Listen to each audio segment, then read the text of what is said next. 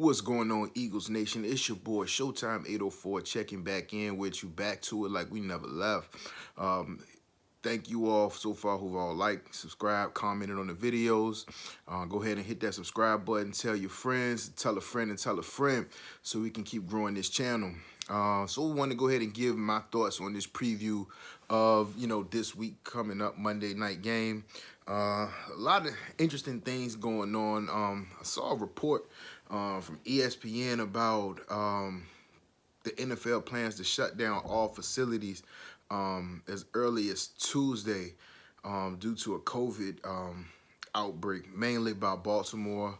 That's the biggest team that's been in the headlines. Just saw about Denver having all of their quarterbacks are now on the COVID list. So it causes some concern about what we're going to have to go through the last half of this season, last portion of the season, I should say. Because the NFL is going to be a different creature as opposed to the NBA. You can't just stop the NFL and start back up. It's too many moving components. Whereas you got the league year, the way that starts, all of this, because this is going to start the first year of the new CBA.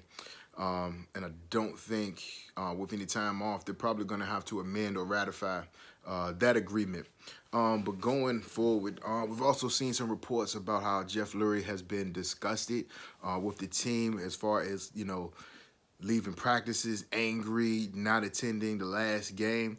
And it shows what we've seen as fans, what's been going on internally with the team. We all figured that there was some sort of internal problem, and this is kind of putting the spotlight on that. And like I said earlier, we've become a laughingstock as far as the NFL is concerned with all of our drama. And with Jeff Lurie and this Howie Roseman and Doug Peterson situation, he can't choose one side and not the other. So he can't pick Howie and fire Doug because then that gives Howie more of a chip that, hey, ha, ha, ha, I'm the guy. And so if it's going to be both of them or none that'll get fired. But what I do think the first step, Jeff Lurie is probably going to strip some power of someone. So Howie won't be head of player personnel. They'll probably bring someone else in. And Doug will be stripped of his play calling duties and be forced to hire an offensive coordinator. Those are going to be the first steps in order to resolve the problem. And then if those problems still move forward, then we know we got a bigger situation. And in the next year, that's when you're going to see more heads rolling. But going into this game, just the way that the disarray the offense has been throughout the season, it leaves cause for concern, and you don't want to get your hopes up with optimism for this game. But Seattle can be beat. Their defense is far from the Legion of Boom. They've got a big problem with their defense where they can't stop anybody and get off of the field. And in years past, you would kind of feel good about our situation as far as having pieces on the field rather than just those practice squad guys and a bunch of no-names taking field. But we have the pieces in place. The one thing that does concern is the offensive line, and we're now having another combination of offensive line starters where we're going with Mailata at left tackle, Seumalo at left guard, Jason Kelce at center, Jason Peters at right guard, and possibly Driscoll at right tackle. Driscoll gave a lot to be desired as far as what he's put on the field so far this year as a young guy. I would like to see Peters just step away completely and give that time to Nate Herbig. He played very, very well at the beginning portion of the year, but again, he fell victim to the politics of the other NFL within our team, and he's now seen a back seat. That just doesn't sit right with me as far as, especially with your position coach. If Jeff Stoutland should be making the call as to who he feels should be starting, and then the rest of the team picks up from there. But if you've got Howie making the call, saying who should start and who shouldn't start, then that's a whole nother problem, and especially if Doug doesn't interject, because ultimately he's the head coach. He should have the final say-so of his game day roster, but that's here nor there.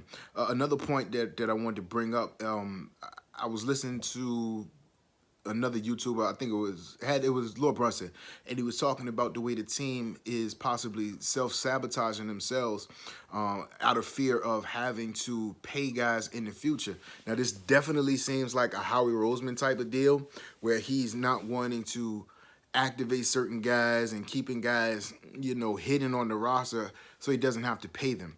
Miles Sanders is a top example because Miles Sanders should be a guy who's getting maybe 1,500 to 2,000 yards from scrimmage a year, and he's not doing that. And if that's hindering down, coming down the chain with Doug minimizing his usage on a game, we can see that. And because Miles is going to be he's going to want a new contract possibly next year at the earliest. And you never want to have a young guy go through the full 4 years of their deal if they're a rookie, second round pick, 5 years if they're a first round pick. And, that drives the price up. So the statistics are his leverage. And if he doesn't have those statistics, he can't warrant that big of a contract. So I definitely see that that's the case as far as what Howie's doing alongside with Mailata. If Mailata's not playing, they invested some resources in Andre Dillard. And Howie is one of those guys whose ego is too big to say that he made a mistake on the player. He just wants to ride it all the way through. And make the fans look like they were right in their initial assessment about those guys if he does make a mistake. Because he doesn't get rid of those mistakes early. Case in point with Sidney Jones. He waited till Sidney Jones was basically in a contract year before he had to move on from him. So that way, we'd seen enough of Sidney Jones to know, and we saw enough bad from him that a new contract wouldn't warrant that. And that again, that is disturbing that we have someone who's meddling in contracts and output of the game. Now, if that is true, then Howie definitely needs to be fired. I don't care about how good he is with contracts and trades. When you're sabotaging your own team, that causes for you to go. Doug just needs to find someone who can assist him. I think Doug is running out of fear, where he doesn't want a competent OC around him because it looks like he's not capable of doing his own job, and then there's going to be always a successor from him, because the same thing that what he's doing to Carson Wentz. Well, when Carson played well last year without a backup quarterback, waiting in the wings, and he did phenomenal with the talent that was surrounding him, as opposed to now, he's got the Jalen Hurts, a second-round picks, waiting in the wings, and that's affecting his play. The same thing with the Nick Foles situation. Whenever there's a guy gunning for his spot, he comes up with lackluster performances. And then that's to say that 2018 season, he just wasn't healthy. He still had a good statistical output in those 11 games, but he just wasn't healthy. And you're doing this disservice to your team. Now, I'm not going to say that you shouldn't have a functional backup quarterback, because that you always need that quarterback just in case. But the pieces that we bring in cause controversy for long-term issues with the team as far as having those backup players. It's maddening to see that, Carson Wentz has all the potential in the world, but yet he's surrounded with a supporting cast that makes him look like he can't play football. And I'm not talking about a supporting cast on the field. I'm talking about the supporting cast in the offices. And that goes back to teams past, where we've had this star quarterback or high-profile quarterback, but yet we fail to put the necessary pieces around them. You go back to the McNabb's early years. It wasn't until 2004, 5 years in his career, that they felt that they needed to go get him a go-to receiver in Terrell Owens. But that experiment only lasted a season and a half, because Owens was, removed from the team in the middle of the 2005 season. And we just kind of saw that same trending effect going on up until, McNabb's latter part of his career, where he, kind of clamored and demanded for playmakers on the offense. And that's when you see the Deshaun Jackson and the Jeremy Maclin's coming into the fold. And once McNabb was removed, you go to the Nick Foles era, which was short-lived because of they let go of. You had two dynamic receivers in their prime. And I know why they decided not to fight for Deshaun Jackson, just because of the money standpoint. Jackson and Maclin were both due contracts within the same time frame, even though Jackson's contract at that time was very poorly done on his behalf, because he believed he signed like a full 5-year, $47 million deal with only $9 million guaranteed. It was some low number, but we see that with contract issues and managing that the salary cap affected a team in its prime. Fast forward to the Sam Bradford time. Sam Bradford was left on the field with Jordan Matthews and Nelson Aguilar. You know, those aren't household names if you're looking for someone to further their career. You know, you want to have, if you have a star quarterback, you need to have dynamic pieces around them. You look at all of your top tier quarterbacks, they've always had, you know, high profile wide receivers or receiving options to go along with them. You know, Tom Brady had his Randy Moss at the time, then he had Gronk, Welker. He's always had high-profile guys. Aaron Rodgers, Devontae Adams, Greg Jennings, Donald Driver, those things. Patrick Mahomes. He's never taken snaps without Tyreek Hill and Travis Kelce in the lineup. It's just that type of thing. You look at Drew Brees. He went from having, what's the guy's name? Marcus Colston and Jimmy Graham. Now he's got Michael Thomas. So those star wide receivers always have those explosive wide receivers to go. But it's like our team misses the boat on that. So this game on Monday night, like I said, Seattle can be had. It's going to take a defensive effort. They're going to have to, you know, possibly spy Russell Wilson. Their front four has to get pressure. And the DBs need to remain disciplined. The defensive line need to remain disciplined as well, that they're not crashing too hard, because Russell Wilson can take off and run. He's not going to do it that much because he's not going to put his body in harm's way, but he also avoids contact as much as possible. So, like I said, the defensive backs, they need to be on their A game and disciplined, because what Seattle does is they're excellent at the scramble drill. Once Russell Wilson, you know, gets out of the pocket to try to buy himself some times, his receivers are then breaking their routes off and advancing down the field.